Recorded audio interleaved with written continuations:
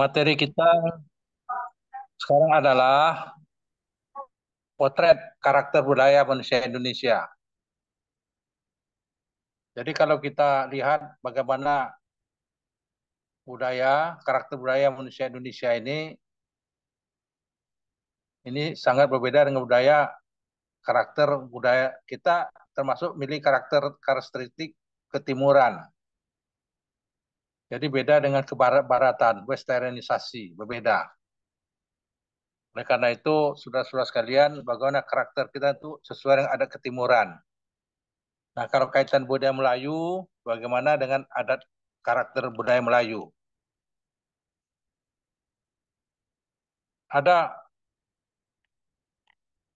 ada beberapa hal yang perlu kita sampaikan kepada saudara-saudara sekalian bahwa wajar kalau kita mengklaim, ya. Tapi bagi saya tidak usahlah klaim.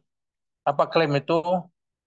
Budaya kita bukan hanya budaya bertumpah dan nilai pragmatis saja, tapi di duniawi, melainkan bersumber dari nilai-nilai yang luhur dan bersifat transendental, bahkan sakral dalam terminologi menurut Durkheim atau konopi suci oleh istilahnya Berger. Jadi ini apa maksudnya? Maksudnya bahwa budaya kita itu bersumber dari nilai-nilai luhur.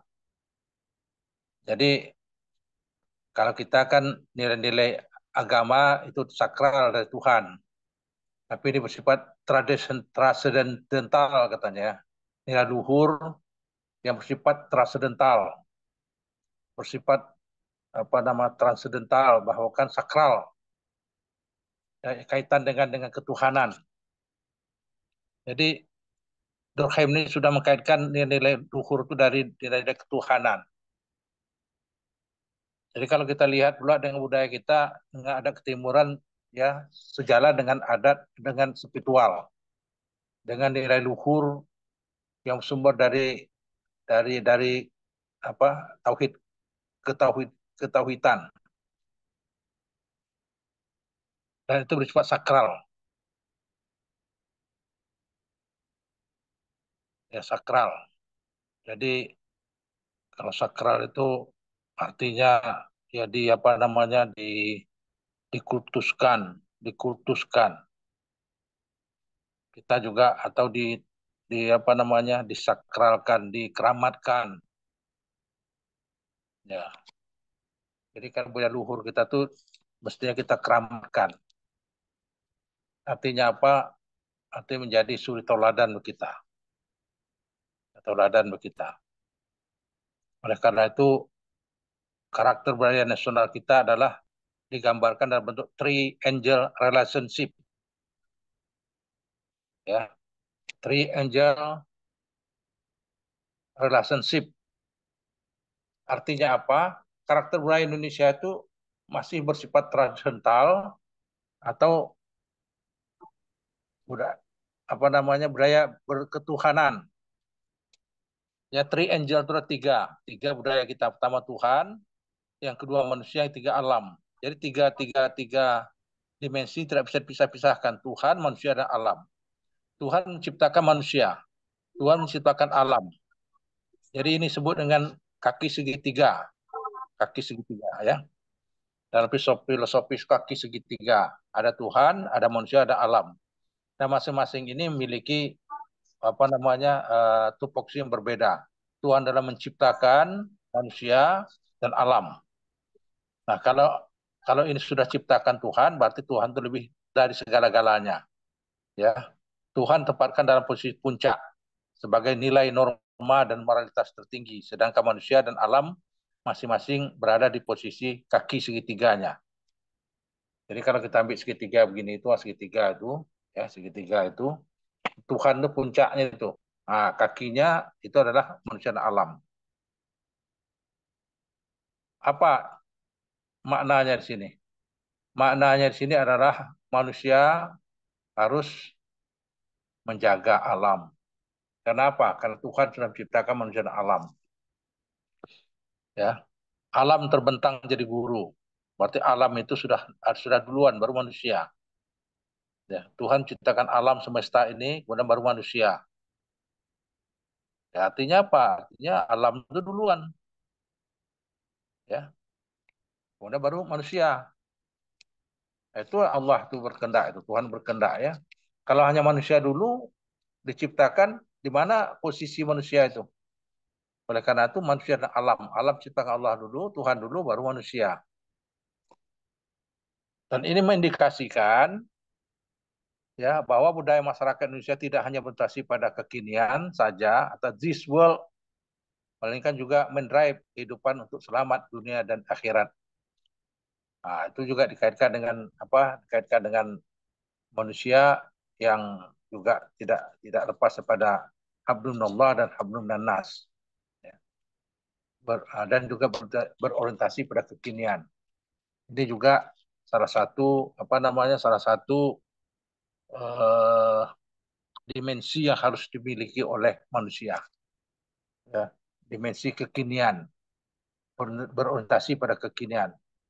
Juga sudah disebutkan itu oleh Allah itu Tuhan itu bahwa kalau hari ini lebih baik daripada hari dulu itu adalah ya, tapi kalau hari sekarang lebih buruk pada masa lampau, nah ini itu adalah apa namanya?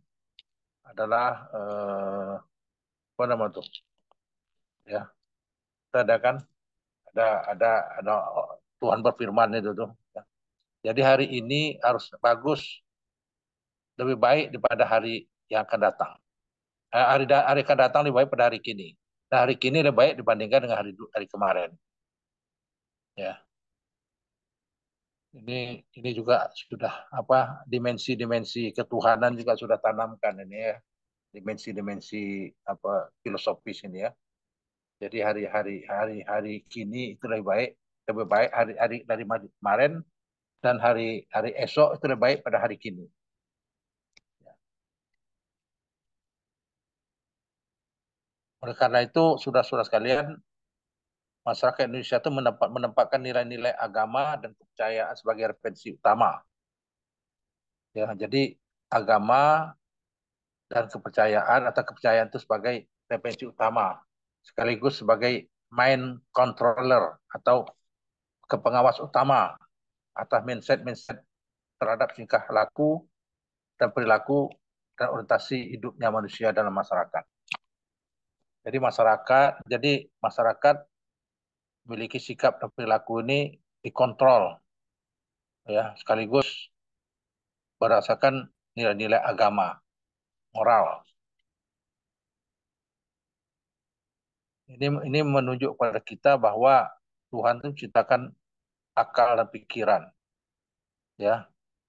Dengan akal pikiran dia menempatkan nilai-nilai agama dan kepercayaan sebagai kontrol dirinya. Maka menurut Goethe mengatakan agama sebagai sebuah sistem budaya. Nah, dia mengatakan Goethe ya, ini antropolog namanya Goethe. Ini saya bagikan pada saudara nanti materinya. Apa katanya? Agama sebagai sebuah sistem budaya, pertama sebagai sebuah sistem simbol yang berperan. Jadi simbol, tapi simbol punya peranan penting. Katakanlah malaikat, kita tahu ada malaikat, tapi simbol malaikat kita tak tahu, tapi berperan. Nah, pada zaman Rasulullah itu menyampaikan wahyu pada malaikat Jibril. Ya, kalau simbolnya nampak, katalah manusia itu nampak simbol, tapi yang tidak nampak itu Tuhan, malaikat, ya, iblis, setan itu tidak nampak. Tapi bisa nampakkan Tuhan, iblis itu bisa nampakkan, ya. Juga malaikat itu kalau Allah berkehendak bisa dinampakkan seperti manusia. Tapi ini simbolnya. Malaikat apa berperan? Masing-masing malaikat itu punya peran masing-masing. Simbolnya adalah salah satu rukun apa? Percaya pada Rasul, ya rukun iman ya, ya pada Rasul, hari akhirat dan sebagainya itu. Kemudian membangun suasana hati dan motivasi yang kuat. Jadi kalau dia agama, maka agama itu akan menenangkan ya, hati seseorang, membangun suasana hati. Jadi kalau orang-orang mengatakan kalau ada masalah kita ya membaca Al-Quran ya itu menenangkan hati pikiran kita. Kita kembali pada Tuhan. Ini juga ya. Ini filosofis seperti itu. Jadi Tuhan itu tempat kita mengadu, tempat kita bertanya, tempat kita berkeluh kesah. Tentunya dilengkapi dengan motivasi yang kuat. Keyakinan kita bahwa curhatan kita itu dijabat oleh Allah. Ya. Itu motivasi yang kuat dengan apa namanya tidak berburuk sangka pada Tuhan. Kita harus berprasangka baik pada Tuhan. Dia akan jawab, dia akan mengabulkan doa-doa umatnya ya. Itu motivasi untuk Tuhan kabul itu harus kuat. Jangan hanya apa namanya, jangan hanya ketika ada masalah kita mengadu. Seharusnya ada tak ada masalah kita tetap bercurhat dengan Tuhan. Kemudian merumuskan konsepsi tatanan hidup yang umum dan membungkus konsepsi ini secara aktual semacam itu sehingga suasana hati motivasi tampak realistis secara unik. Inilah kira-kira menurut bahwa agama sebagai sebuah sistem budaya. Jadi kalau sistem budaya berarti agama itu menjadi panutan. Ini sudah dikatakan oleh Goethe. Jadi bukan lagi agama itu ya sebagai simbol, tapi sudah menjadi panutan dan sudah memiliki fungsi dan tupoksi yang masing-masing punya peran. Ada katakan tadi saya katakan ada nabi, ada rasul, ada malaikat, ada itu masing-masing punya peran dan fungsi masing-masing. Kemudian kembali kita ya masalah-masalah berkaitan dengan esensi budaya. Jadi esensi budaya kita adalah menjunjung tinggi nilai-nilai keselarasan, keseimbangan. Nah, ini yang disebutnya. Jadi budaya kita itu kita diminta nih harmonis, ya, menjunjung tinggi keselarasan, keseimbangan, harmoni in order dengan alam semesta. Menggambarkan bahwa masyarakat Indonesia menaruh hormat sekaligus menempatkan alam sebagai sumber kehidupan yang harus ditata, dijaga, dan dikembangkan. Nah ini ya esensi budaya itu. Tuhan ciptakan kita akal. Dengan akal lah kita bisa mengelola alam semesta ini. Mengolah alam semesta ini. Kenapa? Alam ini kan ada Tuhan, ada manusia, ada alam. Tuhan ciptakan manusia, manusia ciptakan Tuhan akal pikiran. Dengan akal pikiran dia diharapkan mampu mengolah atau mengelola sumber kehidupan yang tata dan jaga dan dikembangkan. Itu tugas kita itu, tugas manusia. Dia jaga alam, kemudian dia tata alam itu dan jaganya dan dikembangkan. Jadi kalau ada orang merusak alam itu sudah melanggar nilai-nilai kodrati ya yang sudah disampaikan Tuhan itu ya. Sudah sudah diinstruksikan Tuhan, jagalah alam, tatalah alam dan kembangkan alam itu. Sehingga alam itu sebagai challenge of response, tantangan dan jawaban. Jadi kalau kita lihat bagaimana ya kita lihat aja lah hutan kita banyak. Kita katakanlah di Papua sana hutannya luar biasa. Tapi itu bukan Allah ciptakan tidak untuk apa? Tidak untuk tapi dimanfaatkan, tidak percuma, tapi harus dimanfaatkan. Nah, tempat alam ini diperlukan orang-orang yang berkualitas atau orang-orang yang memiliki pola pikir, akal. Ya. Jangan sangka, ya Papua itu adalah hutan, tapi hutan di sana masih ada sumber daya alam yang sangat tinggi itu. Katakanlah emas. Itu teman saya katakan kalau dulu waktu di Freeport itu emas itu seperti pasir, ngambil-ngambil apa aja, ambil apa.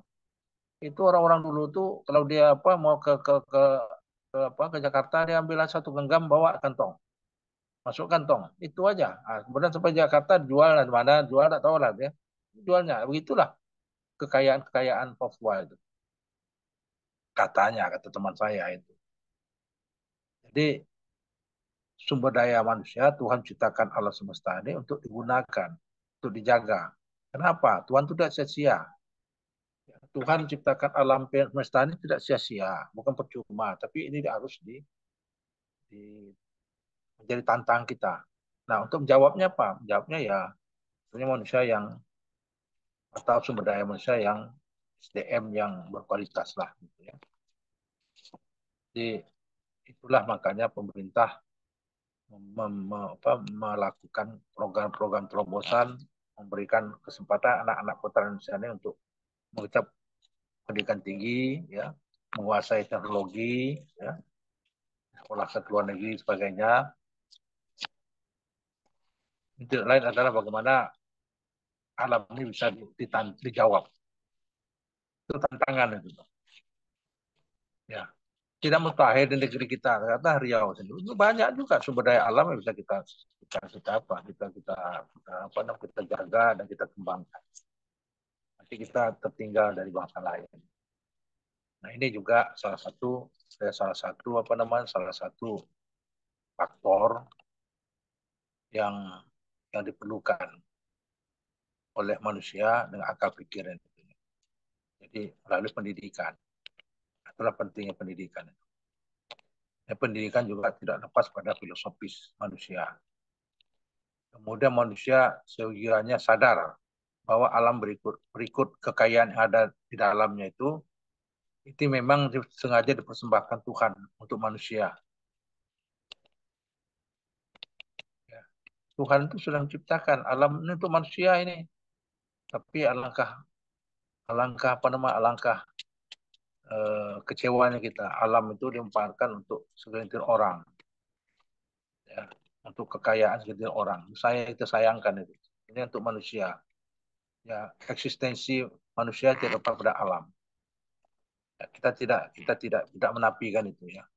Dulu katakanlah di mana-mana kita hidup dengan alam. Hutan belantara banyak, tapi sekarang mana ada lagi? Ada hutan belantara lagi. Ada kemajuan teknologi, ya. Hutan sudah disulap menjadi kota. Ya, timbulnya kota-kota baru yang sebenarnya itu penting, terutama berkaitan dengan apa namanya dengan yang sekarang ini sedang galak-galakan apa namanya alam alam alam itu ya sekarang ini apa namanya itu ada istilahnya itu ya. Kita berkutat sekarang ini bagaimana kita harus menjaga alam ini. Sekarang ini semua negara sudah khawatir. Ya, kenapa? Karena tidak lagi ada karbon-karbon yang bisa menjaga alam ini. Apalagi panas ini, panas. Rumah-rumah kaca, ya itu adalah menjadi cemeti. Ya, terjadi musibah bagi bangsa-bangsa, terutama negara-negara Eropa sana. Terutama di kutub selatan, ke utara selatan itu kan banyak apa tuh? Banyak apa salju, banyak kupal salju. Salju itu apabila diimbas dengan apa? Dengan panas yang luar biasa, dia mencair. Nah, kalau dia sudah mencair, berarti dia menjadi lautan, ya, menjadi lautan.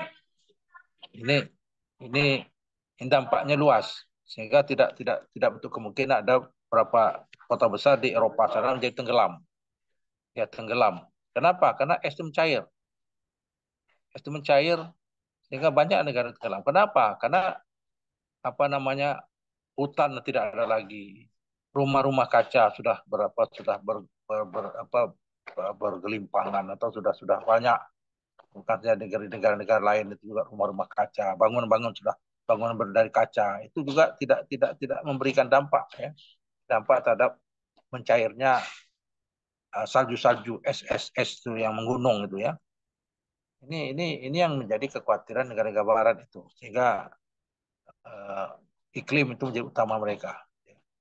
Sehingga termasuklah bagaimana kita juga berupaya bagaimana kita menjaga hutan kita ini, ya. Mereboisasikan hutan kita itu, ya. Sudah mulai kritis, ya. Oleh karena itu Tuhan mengatur agar konsumsi manusia atas alam tidak boleh melampaui batas. Jadi alam itu kalau sudah menjadi konsumsi bagi manusia tidak boleh melampaui batas sehingga menimbulkan krisis renewability of the universe, ya. Kritis, ya, apa namanya, kritis, ya, dengan apa, dengan apa namanya, dengan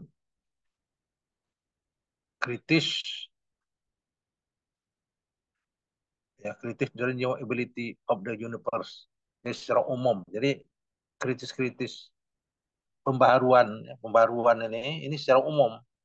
Apalagi pembaruan-pembaruan tidak bisa diperbarui lagi. Seperti minyak tak bisa lagi. Kalau sudah habis habis. Tapi kalau umpamanya yang lain masih bisa, ya, apa namanya, sumber daya sumber daya alam diperbaharui dan tidak bisa diperbaharui. Ya. Ini luar biasa kalau kita bicara tentang alam, apa nama istilah sekarang, aduh, lupa saya. Rumah-rumah kaca itu, kemudian juga ya orang sudah jadi malapetaka. Kalau alam ini kalau sudah marah itu jadi malapetaka. Jadi bukan saja negeri kita, negara barat juga, Eropa juga takut mereka sekarang ini. Ya, kekhawatiran muncul. Sehingga apa, global warning, nah, global warning itu, ya. Jadi global warning. Yes. Jadi es itu mencair. Ini kalau tidak segera dicarikan solusinya, maka tenggelam. Ya, juga ada kita dengar penelitian ya pun kita pun tidak, bahwa suatu ketika nanti Pulau Jawa itu bisa juga tenggelam katanya, gitu, ya. Dengan beberapa hasil studi mereka itu, ya, kita lihat aja lah semuanya, kita lihat aja, ya. Biar kita bisa menjaga alam, bisa menempatkan sesuatu, saya kira itu solusinya, ya, solusinya. Eh, saya nanti menjelang sesudah Isya nanti saya mohon ya Pak Abdullah, ya, kalau mau bertanya nanti pertemuan berikutnya kita akan tanya jawab nanti, ya. Ya, siap Prof. Bagaimana, karena budaya kita.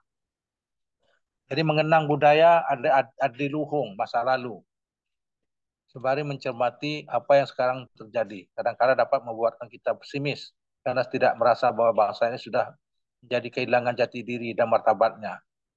Bisa jadi kalau kita tidak siap, tidak peka terhadap menjaga alam ini, kita, ya, jati diri kita hilang. Kita tahu bahwa eksistensi manusia kita dulunya ini sangat tergantung pada alam. Tapi kalau sudah diporak-porandakan, ya sudah tidak dihargai lagi alam ini kita, jati diri kita sudah hilang nih. Martabat kita juga sudah hilang. Padahal ini sudah menjadi bukan kata kita, tapi Tuhan yang mengatakan jagalah alam. Ya, kelolalah alam, kembangkan alam. Jadi pesan-pesan moral ini sudah jauh. Tuhan sudah menyampaikan. Pemimpin kita juga sudah sampaikan. Tapi kenyataan alam juga sudah diporak-porandakan oleh orang tidak bertanggung jawab. Orang hanya mencari keuntungan pribadi, ya, kelompok tertentu. Siapa yang salah? Ya, semuanya kita salah, ya. Sehingga menghilangkan jati diri kita, hilang jati diri bangsa kita. Bangsa yang berbudaya tinggi, menjaga alam dan berakhlak mulia kepada alam, berpekerti luhur pada alam, itu juga salah satu upaya kita. Nah, upaya apa yang kita lakukan? Ya, tak salah kalau kita menyampaikan anak didik kita itu, jagalah alam, ya. Jadi kalau jikalau hari ada masyarakat masuk pecinta alam itu bagus itu tuh, ya. Itu bagus. Mereka itulah yang apa? Orang-orang yang konsisten bagus menjaga alam. Yang pesan-pesan luhur dan bermartabat ini disampaikan, ya. Baik dalam suasana spiritual maupun dalam acara-acara momentum politik. Jadi lingkungan alam ini dijaga. Juga, ya, berkaitan dengan apa? Kaitan dengan apa namanya, penyampaian visi misi daripada pemimpin, gubernur di kota, presiden juga tidak lupa pada alam, ya, alam. Alam ini kata pepatah Minang, alam tak kembang menjadi guru. Ya, jadi alam ini penting bagi kehidupan kita, harus kita jaga. Ya. Dengan bagaimanapun, dengan secara spiritual ataupun dengan budaya kita harus kita jaga. Ya. Kenapa? Karena kalau kita tidak punya pesan-pesan moral dan bermartabat, ya tidak hanya alam, tapi juga kepada generasi muda kita ke datang. Ya, pesan-pesan moral dan luhur bermartabat itu sampai kepada generasi-generasi kita akan datang. Kalau tidak nanti kita ya apa namanya itu, kita tertinggal. Jadi jangan hanya bicara pada acara-acara seremonial saja, secara formalistik saja. Harus kita jaga generasi muda, harus menjaga alam, generasi muda menjaga marwah martabat bangsanya. Jadi kalau hanya seremonial saja kita sampaikan, formalitas saja kita sampaikan, ya, dan juga dalam berbagai momentum politik, ini akhirnya jadi lip service jadinya kan, kalau tanpa ada tindakan-tindakan. Jadi pesan moral ini kita harus kita luruskan, harus kita tular kepada generasi yang akan datang, sehingga mereka tidak terdistorsi dengan budaya-budaya Barat yang modern. Ya, karena kalau mereka terdistorsi dengan budaya-budaya Barat, dengan budaya modern, maka kita menjadikan nanti generasi kita humanistik, tidak jiwa-jiwa humanis lagi, tapi sudah berubah. Ya. Jiwa-jiwa Barat, jiwa-jiwa apa namanya, jiwa-jiwa tidak tidak ada rasa kesopanan, ya. Etika juga sudah tergerus, ya. Etika kepada orang tua, kepada guru sudah tergerus, maka ya menyebabkan ya, banyak ya, mereka tak peduli lagi dengan manusia dan orang lain, orang lebih tua, hanya memikirkan dirinya saja ya. Karena apa katanya, orang sudah memikirkan diri saja kehidupan kekal abadi. Nah, inilah katanya untuk dia sendiri tanpa mikir orang lain. Ini akan terbentuk nanti kalau tidak nilai-nilai moral keagamaan kita tanam kepada didik kita. Menurut Terlubis ini siapa tak kenal nih, tahun 86 ini. Saya ingat dulu nih, Terlubis adalah wartawan senior dulu nih. Dia mengemukakan bagaimana manusia Indonesia punya karakteristik yang unik. Jadi manusia ini katanya mempunyai karakteristik yang unik. Apa karakteristik manusia Indonesia ini katanya? Pertama bersifat hipokrit atau munafik. Jadi manusia Indonesia ini bersifat munafik, hipokrit, munafik. Ia di muka tapi di belakang tidak. Tapi jangan ini, ya tidak semua manusia ya, tidak semua manusia. Tapi kalau kita lihat di televisi itu, nah ini memang ada seperti itu kan, tapi tak semuanya. Ada orangnya. Kalau saya mengatakan bukan semua manusia Indonesia yang munafik, tidak hipokrit, tidak. Ada juga yang tepat tidak munafik, tepat janji, dan berkata benar, tidak bohong. Tapi ini katanya hasil penelitiannya itu tahun 86 dia kemukakan. Manusia Indonesia itu bersifat hipokrit dan munafik. Yang pertama. Yang pertama ya. Jadi munafik.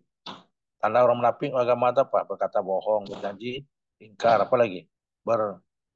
Tanda munafik itu apa? Berkata bohong, berjanji, ingkar, apa lagi? Percaya hianat. Nah, apa? Dipercaya dikhianat. Ah, itulah salah satu manusia munafik itu tuh ya. Itu kata Muhtar Lubis. Semuanya. Baru azan dan tarata sudah sholat nanti sudah masuk isya kita mandiri ya. Nanti tanya jawab nanti Alhamdulillah nanti ketemu berikutnya. Ya, oke Silakan aja Bro. tanya. Ya, Kemudian enggan bertanggung jawab perbuatannya. Tak bertanggung jawab. Kemudian berjiwa feodalisme. Feodalisme masih juga. Ini kita masih manusia Indonesia ini apa? Banyak yang ini apa nama istilahnya apa nama istilahnya itu lupa. Jadi dia tidak ada lagi berkuasa, tapi seolah dia berkuasa. Dia tak haknya ataupun apa namanya itu lah hilang. Tapi seolah-olah dia jadi pemimpin juga, padahal tak memimpin tuh. Inilah kita lupa ada. Nah, ini banyak kita semangat feudalisme inilah yang banyak. Ada, memang ada banyak itu tuh. Awak tak anggota DPR, ya, awak ada kepala dinas, gaya masih gaya kepala dinas juga. Awak ada kepala dinas lagi, ya. Tapi untuk kepala dinas semuanya, oh gaya jalannya lebih parah lagi ya. Jadi post power syndrome sama sekarang tuh banyak. Post power syndrome banyak pemimpin kita itu, ya. Lupa dia bukan pejabat lagi, katanya masih pejabat. Aduh, sama nanti dia tidak presiden, tapi dia kata dia presiden lagi. Oh, saya kan presiden tahun sekian sampai tahun sekian. Itu orang mengatakan gitu tuh orang haus kekuasaan itu. Saya presiden tahun sekian sampai tahun sekian, walaupun 2 tahun. Jangan. Kalau sudahlah. Bukan zaman kita lagi. Saya juga begitu. Kalau saya tidak bisa jabatan, kenapa? Sudah masuk kotak, tak mungkin lagi karena umur, tak mungkin lagi. Ya generasi muda lagi lah, gitu kan? Kita sadar dengan hal ini, harus sadar. Tapi kita banyak tak sadar. Ya, kita dulu kita gayanya saya sekda, gaya macam saya sekda, walaupun pensiun gaya sekda juga lagi. Oh, bicara kemarin lagi ya. Awak Pati, dulu Pati, kan tak Pati lagi. Bicara sudah Pati lagi, yang mana pula begitu ya. Jadi hal-hal feodalisme ini masih. Awak bukan raja, tapi kok zaman dulu raja, punya keturunan. Sekarang tak raja lagi. Ya raja banyak raja, tapi raja tidak punya pemerintahan. Kemudian masih bersifat tahyul, masih ada masyarakat sebagai masyarakat kita. Lebih banyak menggunakan naluri dan perasaan-perasaan sensual. Ya. Banyak perasaan, apa namanya, istilah kalau sekarang tuh baper, perasaan. Ya. Orang-orang di sana ngobrol, seolah ngobrol dia. Ya. Nah, itu banyak perasaan itulah. Jadi itu terus kita lawan. Buat perasaan. Kemudian ada lagi keenam memiliki watak yang lemah dan karakter yang kurang kuat. Nah, inilah watak lemah. Tak percaya diri. Ya. Dan karakter yang kurang. Tak berkarakter. Gimana bisa menjadi pemimpin? Pemimpin harus kuat. Ya, punya naluri. Bak kata orang itu, saya katakan pemimpin harus punya indera keenam. Ya, indera keenam harus punya indera keenam. Dia mikirkan apa yang terjadi kalau begini, apa yang terjadi kalau begini. Dia sudah mikirkan masa depan. Dia indera keenam. Jadi dia bukan menghayal, tapi ada indera keenamnya. Saya melakukan ini yang saya lakukan. Kalau saya lakukan ini akan terjadi begini. Itu sudah ada, itu sudah pemikiran pemimpin itu. Ya, jadi inilah sudah sekalian watak manusia Indonesia ini, yang karakter manusia Indonesia ini, yang masih ada. Ya, saya katakan tidak ada, tak semuanya, tapi masih banyak seperti itu. Kadang-kadang saya tak mendukung kalau disamaratakan, samaratakan. Jadi 4 ciri khas karakter manusia Indonesia tadi, profil manusia Indonesia tadi, identitas manusia Indonesia tadi ini harus ya tidak serta merta kita percaya tidak ya. Tapi berdasarkan pengamatannya selama ini ya, ya. Jadi saudara sekalian apa namanya proyek karakter budaya Indonesia seperti ini. Dia mencintai alam katanya, tapi alam di apa nama kita cinta alam, tapi alam juga di apa nama diporak-porandakannya. Itu lab service, kita jaga alam. Setidak-tidaknya alam lingkungan di sekitar kita lah. Bunga, kita bersihkan bunga. Karena itu ciptakan Tuhan. Ya, saya kadang-kadang kalau keluar kota, saya teringat saya, aduh, buah-buahan belum disiram. Dan setelah pulang saya tengok, aduh, ini pastilah banyak yang berguguran daunnya. Tapi betul ya, kita ciptakan ciptaan alam, harus dijaga.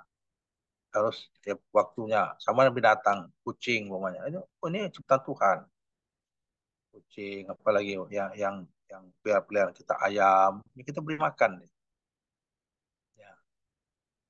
Kenapa? Karena ini sudah menjadi kodratnya. Ya. Kenapa? Sama ciptakan Tuhan. Ya karena makhluk itu tidak cipta akal aja. Karena punya akal dia pikir apa manusia nih? Ya, dia akan mengejek manusia itu. Tapi karena makhluk Tuhan seperti apa binatang, kemudian tumbuh-tumbuhan itu adalah ciptaan Tuhan yang tak Tuhan berikan akal pikirannya. Manusia lah yang berikan akal pikiran. Dan manusialah yang berbudaya. Jadi manusia berbudaya itu sudah sekalian ada tiga. Pertama adalah cipta. Dia harus punya pikiran, alam pikir menciptakan, menghasilkan karya cipta. Itu adalah manusia. Saudara-saudara nanti menghasilkan satu tesis, itu cipta karya cipta saudara. Saudara pertahankan. Saudara yang kedua apa? Karsa, kemauan. Ya, saudara-saudara mau meneliti, itu adalah kemauan. Mau menyelesaikan master adalah kemauan. Bersyukur itu. Kita bersyukur saudara-saudara itu mau, ada punya kemauan untuk mendapatkan ilmu pengetahuan. Dan ini ingat bahwa itulah kodratnya manusia. Dia tidak pernah puas dan dia harus harus berjibaku untuk mendapatkan ilmu pengetahuan dengan bagaimana cara pun. Ya. Jauh, dekat, jauh akan dilalui, dekat akan dilalui juga. Ya. Bapak kata patah tuh, bujur lalu melintang patah. Itu harus menjadi simbol kita. Ya, bujur lalu melintang patah. Jadi harus bagaimanapun saya harus selesai tepat waktunya, karena ini merupakan ilmu adalah anugerah Tuhan, karena Tuhan ciptakan kita manusia berakal, dengan akal kita untuk ilmu. Dan Tuhan akan memberikan tempat yang seluas-luasnya kepada kita yang untuk ilmu pengetahuan. Yakinlah. Ya. Kemudian yang ketiga adalah perasaan. Jadi perasaan ini penting bagi kita. Itulah manusia berbudaya itu. Manusia budaya Indonesia itu adalah pertama adalah memiliki hak cipta, kemudian punya karsa, dan ketiga adalah rasa, punya keperasaan. Kalau umpamanya ya sama guru. Kalau guru, bukan aja guru ya, kita manusia inilah punya perasaan. Ini sudah direkam apa? Sudah dipoto, sudah ada apa Abdullah? Sudah Pak, sudah Dipoto Prof. ya, kalau Ya, apa minta ini kami sedang melaksanakan kuliahan gitu ya. ya Prof. Jadi kalau ada pertanyaan, nanti lah pertanyaannya simpan dulu minggu depan untuk pertanyakan. Saya yakin dan banyak pertanyaan yang saudara siapkan itu. Tapi karena saya harus menunggu tamu-tamu masjid mau datang ke rumah saya, ya saya terpaksa saya nunggu. Demikian pertemuan kita.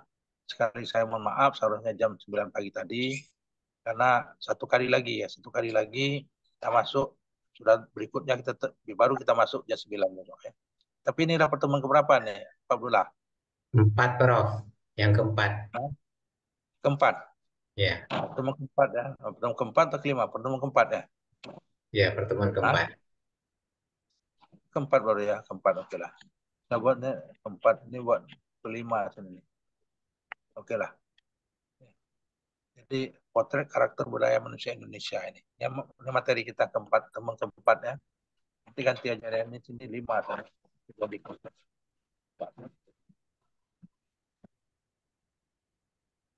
saya kira cukup pertemuan kita hari ini. Atau perhatian kita, terima kasih ya. Mohon maaf karena mengganggu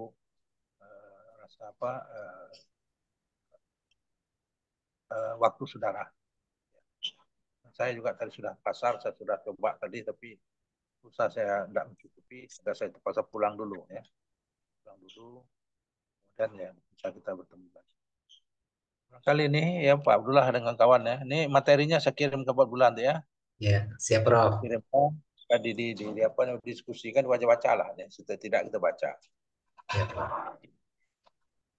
Mungkin kurang lebih maaf. Assalamualaikum, selamat malam. Waalaikumsalam warahmatullahi wabarakatuh. Terima Terima kasih Prof. Sama. Terima kasih ilmunya Prof. Ya. Ya. Kawan-kawan, terima kasih. Saya matikan ya. Sholat. Ya Pak. Sholat Isya. Ya Pak ya. Absen tadi malam udah nggak ya? Tadi pagi udah kan? Saya belum foto. Tadi sore, foto dulu. Oke, oke. Foto lagi, ayo. Hidupkan kamera. Satu, dua, tiga. Sekali lagi, satu, dua, tiga. Oke, terima kasih. Jumpa lagi. Assalamualaikum. Waalaikumsalam warahmatullahi wabarakatuh.